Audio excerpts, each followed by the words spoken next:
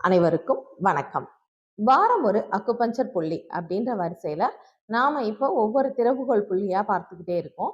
இது கடைசி திறவுகோல் புள்ளி, அதாவது கல்லீரல் சேனல்ல நாம பார்க்க போற திறவுகோல் புள்ளியா இருக்கு. அதுக்கு முன்னாடி இன்னொன்னு, நாம அதுக்கு அடுத்து, அதாவது அடுத்த வாரம் தோல் பத்தி டிஸ்கஸ் பண்ண போறோம். அதுக்கு அடுத்து இன்னொரு பர்சன் கேட்ட கொஸ்டின் யூரின்ல நொர நொறையா போகுது, அதை ஸ்டாப் பண்ண முடியுமா அப்படின்ற மாதிரி கேட்டிருக்காங்க. அதுக்கு என்ன அக்குபஞ்சர் புள்ளிகளை பரிந்துரைக்கலாம்? இதுல உங்களுக்கு தெரிஞ்ச ஆன்சரை நீங்க பார்த்த இதை வச்சு நீங்க கொடுங்க, நாம அதை டிஸ்கஸ் பண்ணலாம். ஓகே, அடுத்து இப்ப லிவர் 6 திறவுகோல் புள்ளியா இருக்கு. அந்த புள்ளியோட லொகேஷன் எங்க இருக்கு அப்படின்றத பார்த்துடலாம். இது காலில் இந்த உட்புற கணுக்கால் மூட்டு இருக்கு இல்லையா, இந்த உட்புற கணுக்கால் மூட்டுல இருந்து மேல ஒரு 7 சொல் தொலைவில் வரும்போது அந்த இடத்துல இருக்கக்கூடிய புள்ளி தான் லிவர் 6.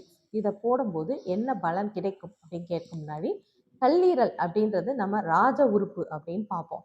அதாவது எல்லா கண்ட்ரோல்ஸையும் எல்லா ஆர்கனுடைய பணியையும் சிறப்பாக செய்யறதுக்கு இது கல்லீரல் முக்கியமான தூண்டுதலா இருக்கு. அதே மாதிரி மற்ற ஆர்கன்ல ப்ராப்ளம் இருந்தாலும் நம்ம கல்லீரல் பலமா இருக்கும் போது நம்மளை அதை நம்மளை ரொம்ப படுக்க விடாம நமக்கு ஒரு எனர்ஜெட்டிக்கா நம்ம இருக்கிறதுக்கு கல்லீரல் உதவி பண்ணிக்கிட்டே இருக்கும்.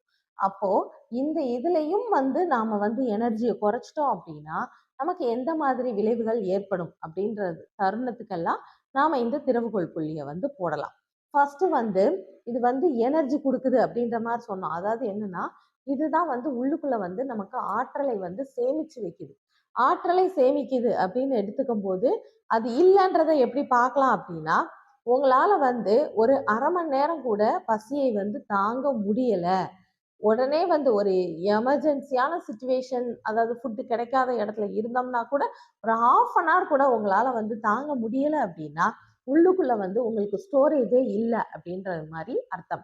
அப்ப அந்த ஸ்டோரேஜ் இல்லாத விஷயத்துக்கெல்லாம் நீங்க இந்த லிவர் 6 பாயிண்ட்டை போடும்போது நல்ல பலன் கிடைக்கும். மேலும் கல்லீரலை சரி பண்ணக்கூடிய வேலைகளையும் நாம பார்க்கும்போது ஆட்டோமேட்டிக்கா உடம்புல எனர்ஜி இன்க்ரீஸ் ஆகும். ஏன் இது பழுதடையும் போது நம்மளால பசியை தாங்க முடியல அப்படின்னு கேட்டோம்னா, நாம உண்ணக்கூடிய உணவை சத்துக்களாக மாற்றுறதுல ஒவ்வொரு ஆர்கனும் ஒவ்வொரு விதமா செயல்படுது. அதுல எஸ்பெஷலி கல்லீரலோட பணி விட்டமின்ஸை நமக்கு சேர்த்து வச்சு நமக்கு உடலுக்கு பயன்படுத்தக்கூடிய விதத்துல கொடுக்குது. நமக்கு நிறைய விட்டமின்ஸ் இருக்கு. ஒரு எக்ஸாம்பிளுக்கு பார்த்தோம் அப்படின்னா, விட்டமின் ஏ அப்படின்றது கண் பார்வைக்கு சிறப்பான புள்ளியா இருக்கு. இப்ப கல்லீரலோட வெளிப்புற உணர்வு உறுப்பாகவும் நாம எதை பார்ப்போம்னா கண்ணை தான் பார்ப்போம். ஸோ கண் சடனா கண்ணு இருட்டிக்கிட்டு வருது, ஒரு மாதிரி கண் பார்வை மங்குது, இந்த மாதிரி சுச்சுவேஷன்லாம் இருக்கு பார்த்தீங்களா? அந்த டைம்லலாம் நீங்க இந்த லிவர் 6 பாயிண்ட் போட்டீங்கன்னா உடனடியா உங்களுக்கு தேவையான எனர்ஜி கிடைச்சி உங்களால பழைய நிலைமைக்கு திரும்ப வர முடியும். அதே மாதிரி விட்டமின் டி அப்படின்னு எடுத்துக்கிட்டோம்னா அது என்ன பண்ணுதுன்னா சூரிய ஒளி மூலமா நமக்கு கிடைக்குது. ஏன்னா நம்ம தோலுக்கு அடியில இருக்கக்கூடிய ஃபேட்டோட அந்த சன்லைட் ரியாக்ட் ஆகி நமக்கு விட்டமின் டி கிடைக்குது. அந்த விட்டமின் டியை நம்ம உடம்புக்குள்ள பயன்படுத்தக்கூடிய விதமா, அதாவது ஆர்கன்ஸ் எல்லாம் அப்சர்வ் பண்ணக்கூடிய பக்குவமா கொடுக்கக்கூடிய வேலையை எது பார்க்கும் அப்படின்னு கேட்டீங்கன்னா கண்டிப்பா இது கல்லீரல் தான் பார்க்கும். அதே மாதிரி விட்டமின் B12 இது இப்ப நிறைய இன்ஜெக்ஷன் கூட எடுத்துக்கிறாங்க B12 டெஃபிஷியன்சிக்காக. இந்த B12ஓட முக்கியமான இது நமக்கு இது குறையும் போது என்ன ஆயிருதுன்னா ரொம்ப அனிமிக் ஆயிடுறாங்க, ரத்த சோகை உண்டாயிருது. இந்த மாதிரி விஷயங்கள்லாம் விட்டமின் B12 குறையும் போது கிடைக்குது. இந்த விட்டமினையும் நமக்கு சேகரிச்சு வச்சு எப்ப தேவையோ அப்ப கொடுக்கக்கூடிய வேலையை எது பண்ணும் அப்படின்னா கல்லீரல் தான் பண்ணும்.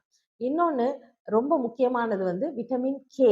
இந்த விட்டமின் கே குறையும் போது இதுவும் ரத்தத்துல தான் செயல்படுது. அது என்னன்னா ரத்தத்தை உறைய வைக்கக்கூடிய, ஏதாவது தேவையில்லாத போது ரத்தம் லீக் ஆகாம நமக்கு ஸ்டாப் பண்றதுக்கு விட்டமின் கே ரொம்ப அவசியமா இருக்கு. இது சில பெண்களுக்கெல்லாம் மாதவிடாய் ஸ்டார்ட் ஆயிடுச்சுன்னா நிற்கவே மாட்டேங்குது. அந்த நிப்பாட்டக்கூடிய தன்மை வந்து எந்த விட்டமினோட குறைபாடா இருக்கும்னா, விட்டமின் கேயோட குறைபாடா தான் இருக்கும். இப்ப என்ன பண்றாங்க அப்படின்னா, ஒவ்வொரு விட்டமின் குறைபாட்டுக்கும் ஒவ்வொரு விதமான சப்ளிமெண்ட்ட வந்து எடுத்துக்கிறாங்க. அந்த மாதிரி எடுக்கிறத விட, நாம வந்து கல்லீரல எப்படி சரி பண்ணலாம் அப்படின்ற ஒரு விஷயத்த வந்து நாம பண்ணும்போது, கண்டிப்பா வந்து எல்லா தேவையான அத்தனை விட்டமின்களுமே நமக்கு வந்து கிடைக்கும்.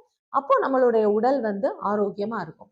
ஸோ இந்த கல்லீரலோட இன்னொரு ம முக்கியமான பணி அப்படின்னு பார்த்தோம்னா, பித்தநீரை சுரக்குது. அது நெறையா வந்து பித்தப்பையோட திறவுகோல் புள்ளியில வந்து பேசிட்டோம். ஏன்னா, இந்த பித்தநீர் வந்து சுரந்தாலும், அது வந்து பித்தப்பையில வந்து அது சுருங்கி, அது செரிமானத்துக்கு வரும்போது தான் உபயோகமா இருக்கும் அப்படின்றனால, அத வந்து நாம நெறைய பேசிட்டோம். ஸோ, அத விட்டுட்டு, இன்னொன்னு வந்து என்ன வேலை பாக்குது அப்படின்னா, மெட்டபாலிசம் அதாவது வளர்சிதை மாற்றம் அப்படின்ற ஒரு விஷயம் வந்து எது பாக்குது அப்படின்னா, இந்த கல்லீரல் தான் வந்து செய்யுது.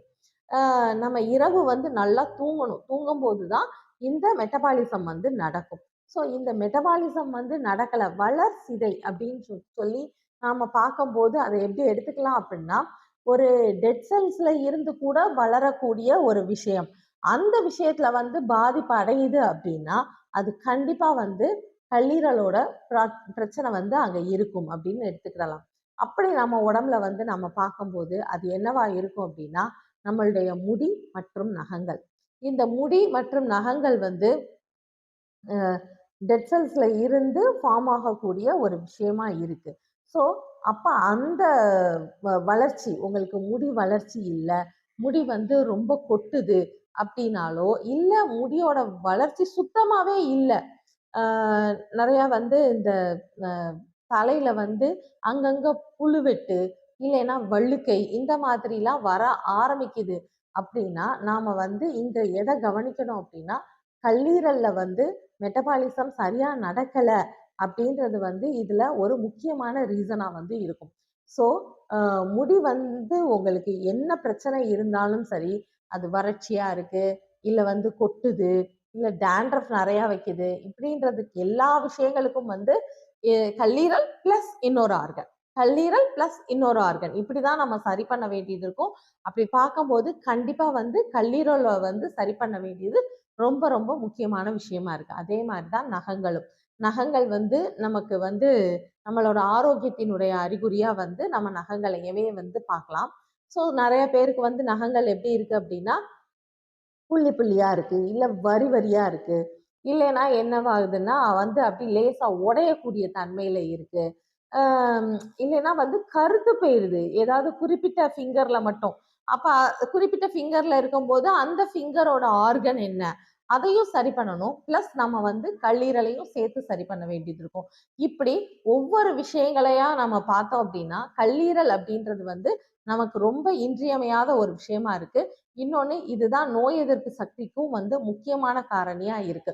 ஸோ நீங்க வந்து எந்த ஒரு விஷயமா இருந்தாலும் சரி, அதாவது சடனா வந்து ஒரு ஃபீவர், இல்ல சடனா வந்து ஒரு ஸ்டொமக் அப்செட் இந்த மாதிரி வந்து எந்த ஒரு பிரச்சனைக்குனாலும் சரி, நீங்க எமர்ஜென்சியா வந்து வெளிய வந்து போறீங்க. இப்படி நேரங்கள்லலாம் வந்து நாம இந்த லிவர் 6 பாயிண்ட்ட வந்து நீங்க பிரஸ் பண்ணி விடும்போது, உங்களுக்கு வந்து ஒரு நல்ல ஒரு ரிசல்ட் இருக்கும்.